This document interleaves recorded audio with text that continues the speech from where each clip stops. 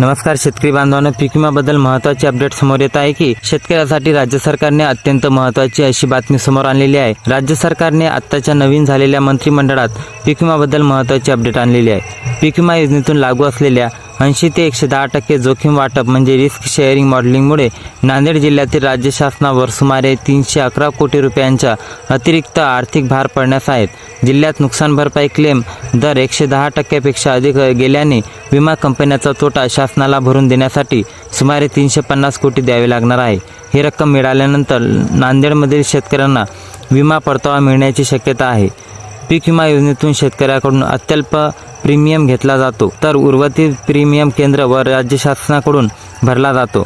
मात्र प्रत्यक्ष हंगामात नैसर्गिक आपत्ती, अतिवृष्टी, दुष्काळ किंवा कीड रोग यामुळे नुकसान न वाढल्यास क्लेमची रक्कम प्रीमियमपेक्षा जास्त आहे। अशा परिस्थितीत 80 ते 110% मॉडेलिंगनुसार अतिरिक्त जोखीम शासनावर येत आहे। त्यानंतर जर क्लेमची रक्कम प्रीमियमपेक्षा 80% पेक्षा कमी असेल तर विमा कंपन्यांना झालेल्या नफ्यातून काही हिस्सा शासनाला परत द्यावा लागतो। 80 ते 110% दरम्यान भाग सामान्य मानला जातो, मात्र क्लेमची रक्कम 110% पेक्षा जास्त गेल्यास विमा कंपन्यांना तोटा व केंद्र शासनाला उचलावा लागतो। यंदा अनेक जिल्ह्यात पावसाचे अनियमित वितरण आणि नैसर्गिक आपत्तीमुळे नुकसान भरपाईचे प्रमाण वाढले आहे, त्यामुळे 110% पेक्षा मर्यादा ओलांडली गेली आहे। नांदेडला पहिल्या टप्प्यात 813 कोटी विमा मंजूर झाला आहे। यापुढे यात वाढ होण्याची शक्यता आहे। यामुळे राज्याचा वाटा सुमारे 311 कोटी रुपयापर्यंत पोहोचल्याची माहिती सूत्रांनी दिली आहे। राज्य शासनाची ही रक्कम मिळाल्यानंतर उर्वरित परतावा मिळणार आहे। 21 मंडळाचा विमा बाकी। यामध्ये जर बघितलं तर नांदेड जिल्ह्यातील सोयाबीन पिकाचा विमा सर्व 93 मंडळात लागू झाला आहे।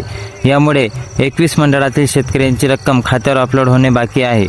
यातील काही मंडळात कंपनीकडून आलेले आक्षेप तसेच काही तांत्रिक अडचणींमुळे विमा प्रलंबित आहे। या विमा पुढील काळात शेतकऱ्यांना मिळेल अशी माहिती सुद्धा ठरत आहे।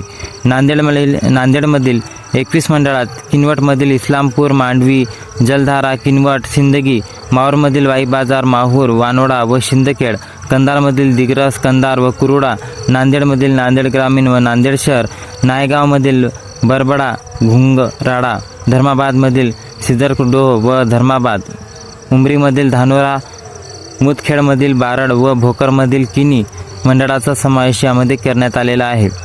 तुमचा विमा कधीपर्यंत आणि किती मंजूर होणार आहे, संपूर्ण माहिती आपण तुमच्यापर्यंत पोहोचू। तरी हा व्हिडिओ जास्तीत जास्त शेतकऱ्यापर्यंत शेअर करा आणि येणाऱ्या व्हिडिओसाठी चॅनलला सबस्क्राईब करून ह्या व्हिडिओला लाईक करा। धन्यवाद।